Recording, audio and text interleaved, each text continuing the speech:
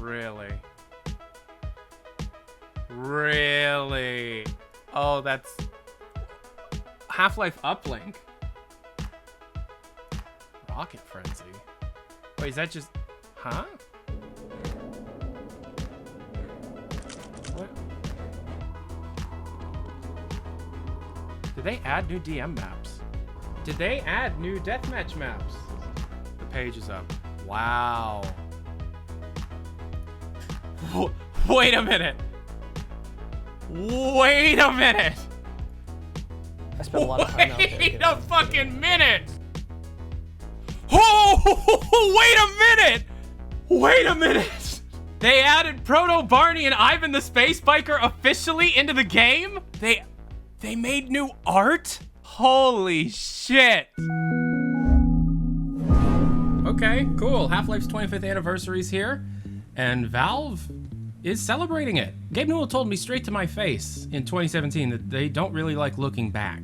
They like to look forward, and that's why they don't tend to celebrate anniversaries. Not only is Half-Life 1 free, I guess they didn't mean to put it up yesterday, they put it up today, but they added a bunch of new content. The standouts to me is they actually brought back the old style of menu and the old video intro. They had quote-unquote Valve level designers create 4 new deathmatch levels for Half-Life 1, Contamination Pool Party Disposal, and Rocket Frenzy. A massive changelog for this game. They added Ivan the Space Biker and Proto Barney as multiplayer skins. They added previously unreleased beta content into the game. They hired Danny O'Dwyer from the No Clip documentary series to create and produce a 1-hour documentary on the history and development of Half-Life 1. They completely brought Half-Life 1 up to par with all other games and making it verified on the Steam Deck.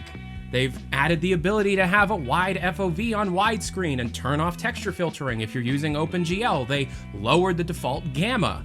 They fixed almost everything. And they're also talking about future support. Quote, incorporated Funk vehicle entity support from Counter-Strike for mod makers to use. Full SDK update will come later, but level designers can use it now. Funk vehicle is a right, not a privilege, and it's now here for Half-Life 1. Quote, we now consider the anniversary version of Half-Life to be the definitive version, and the one will continue to support going forward. Therefore, we'll be reducing the visibility of Half-Life Source on the Steam store. We know Half-Life Source's assets are still being used by the Source Engine community, so it'll remain available, but we'll be encouraging new Half-Life players to play this version instead. They also added Half-Life Uplink. For those that are unaware, after the development of Half-Life, after Half-Life shipped, a small team actually got together and developed an extra chapter to be given out for a free demo for sound cards and magazines. Half-Life Uplink has always existed, but you've needed a third-party mod to play it on the Steam version.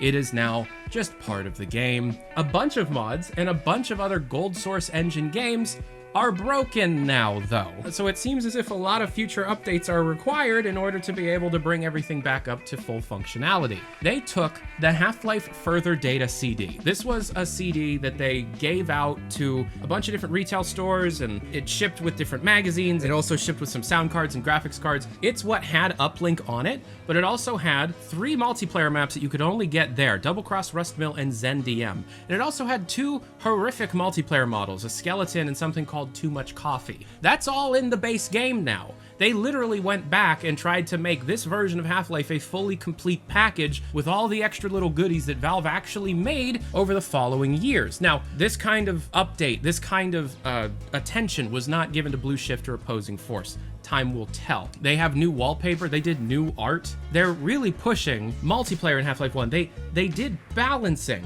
for the different weapons in Half-Life 1 Deathmatch. They talk a lot about cut content in the development of Half-Life 1 in this 1-hour documentary. They bring back people who no longer work at Valve to Valve to talk about the development of Half-Life. They completely rewrote controller support. They completely rewrote input support for this game. There's so many bugs that they fixed. Like, this is the real freaking deal. Like, I honestly, there's not a whole lot I can say other than just reading out the changelog, which is kind of Half-Life 2's 20th anniversary is next year. That's it. That's all I wanted to say. That's all I wanted to talk about. Half-Life's 25th anniversary is actually being celebrated. They have the friggin' 3DFX and ATI Rage 128 logos on the website. This is really cool. Like, I know it's not like a massive thing. It's technically a remaster in the same way that Night Dive does remasters, but they've made new multiplayer maps, and they're beautiful ones, by the way, because they actually raised engine limits. Okay, yeah, so for anybody who's creating Half-Life maps or mods, they expanded what Gold Source is capable of doing. They went back and removed some engine limits, doubled some engine limits for things like entities and faces and edicts and vertexes, and so they made new maps that take advantage of those more powerful computers and more powerful engine, and these are the most beautiful Half-Life 1 maps I've ever seen. I'm Tyler McVicker, the Passionate Gamer. It looks like we were right, you know? Valve is really going wild with their Half-Life chicanery, but it's some cool chicanery. Wow. All right. I'll talk to you all later. Peace and hair grease. Have a great life. Adios.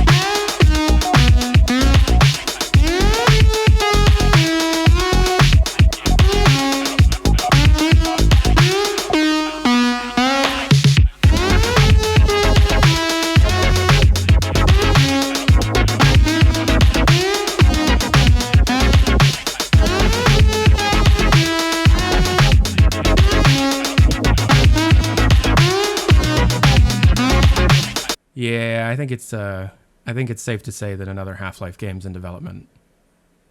Right?